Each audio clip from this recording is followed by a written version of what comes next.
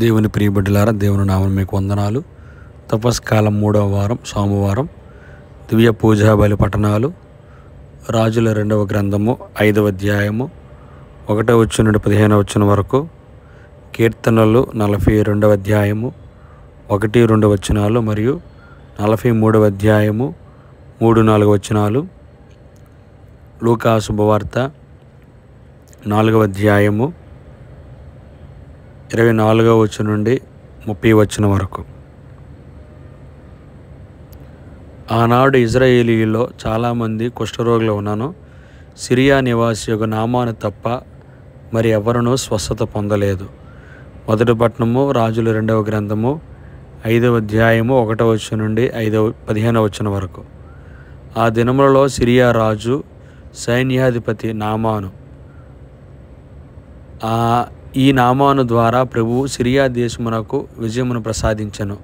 కనుక రాజునకు అతడనిన మిక్కిలి గౌరవము. నామాను మహాశూరుడు కానీ కుష్ఠరోగి.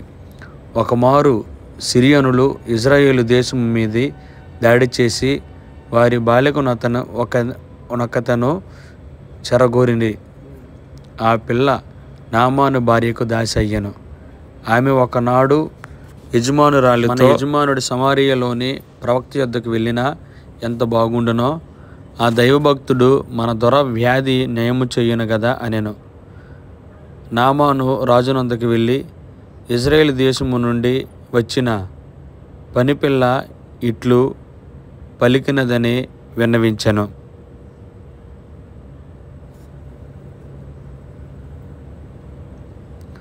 రాజు అతనితో, నీవు ఇజ్రాయేల్ దేశపు రాజునొద్దకు వెళ్ళుము, నేను అతనికి కమ్మ వ్రాసి ఇచ్చేదను అని చెప్పాను.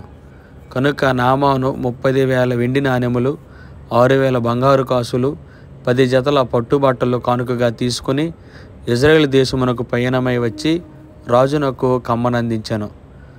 దాని యందు ఇట్లున్నది: నా ఉద్యోగి అయిన నామానును ఈ లేఖతో నీ చెంతకు పంపుచున్నాను. నీవు అతని కుష్ఠరోగమును నయము చేయవలసినది. ఇజ్రాయేలు రాజు ఆ జాబు చదివి బట్టలు చించుకొనెను. కులువు కాండ్రతో, వింటిరా, సిరియా రాజు నేను అతని కుష్ఠము నయము చేయవలేను అని అనుచున్నాడు. చావును గాని బ్రతుకుని గాని కలిగించుటకు నేను దేవుడినా ఏమి? అతడు నాతో జగడము పెట్టుకున్నటకే ఈ పన్నాగము పన్నెనని స్పష్టమగుట లేదా అనెను. కానీ రాజు బట్టలు చించుకొన్నాడని విని దైవభక్తుడైన ఎలీషా అతని యొద్దకు కబురు పంపి, నీవు బట్టలు చించుకొన నేల, నామాను నా యొద్దకు పంపుము. ఇజ్రాయేలు దేశమున ప్రవక్త ఒకడు ఉన్నాడని అతడు గుర్తించును అని చెప్పాను.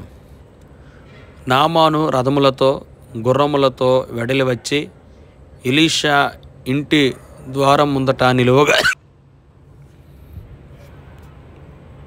ఎలీషా అతని వద్దకు తన సేవకుని పంపి, నీవు వెళ్ళి యోర్దాను నదిలో 7 సార్లు స్నానము చేయుము, నీ శరీరమునకు మరలా ఆరోగ్యం చేకూరును అని చెప్పించెను. కానీ ఆ మాటలు విని నామాను ఉగ్రుడయ్యాను.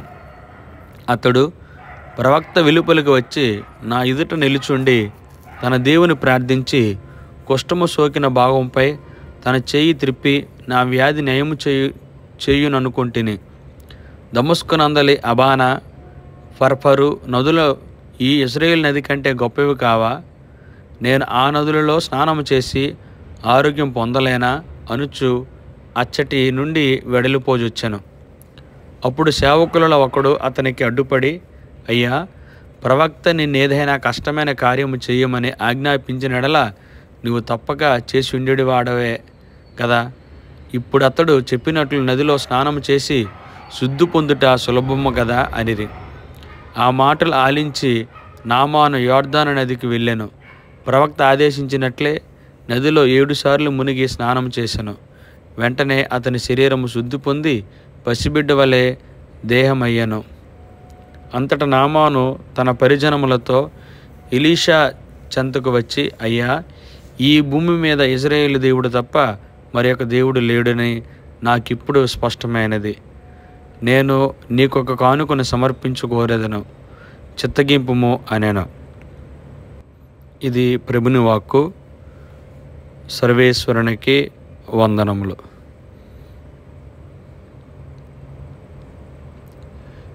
ఏలియా ఎలీషా వలె యేసు యూదుల కొరకు మాత్రమే పంపబడలేదు. సువిశేష పట్టణము పునీత లూకా గారు వ్రాసిన సువార్త 4వ అధ్యాయము 24వ వచనం నుండి 30వ వచనం వరకు. యేసు నజరేతునకు వచ్చి ప్రార్థనా మందిరములోని ప్రజలతో ఇట్లు పలికెను: ఏ ప్రవక్తయు తన స్వదేశమున గౌరవింపబడడని మీతో నిశ్చయముగా పలుకుచున్నాను. వాస్తవం ఏమనగా, ఏలియా కాలమున 3 సంవత్సరముల 6 మాసముల అనావృష్టి వలన దేశమంతటా గొప్ప కరువు వ్యాపించినది. ఆనాడు ఇజ్రాయేలీలో ఎక్కువ మంది విధవరాండ్రు ఉండినను సీదోనులోని సరేఫెతు గ్రామమున నివసించు విధవరాలి యొద్దకు మాత్రమే ఏలియా పంపబడెను.